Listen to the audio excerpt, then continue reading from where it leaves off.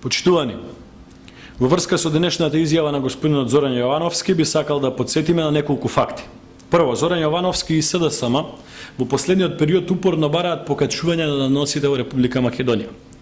Тоа за нас е неприфатливо, бидејќи на тој начин ќе се наруши стандардот на граѓаните, ќе се намали конкурентноста на фирмите и негативно ќе се влијае на целокупната економска и социјална клима во Република Македонија.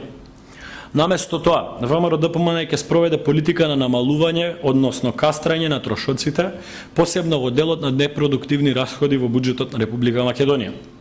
Да потсетам дека иако ќе се намалат буџетските средства обезбедени во него, буџетските средства за пензии, социјални трансфери и давачки, за плати на вработените во војската, полицијата, здравствениот, образовниот и културниот сектор, како и сите вработени во државната администрација нема да се намалат и нема да се намалат, односно кастрат парите обезбедени за субвенции во земјоделието. Во Република Македонија, за жал, секогаш кога СДСМ е на власт, се зголемуваат даноците.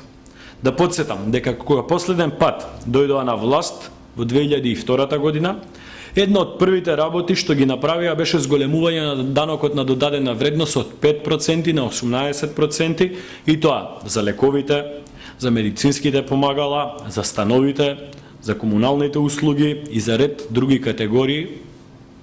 Таквата политика на високи даноци што ја предлага СДСМ им прави штета на сите граѓани на Република Македонија. ВМРО-ДПМН и понатаму ќе продолжи со принципијалната и стабилна политика на ниски даноци.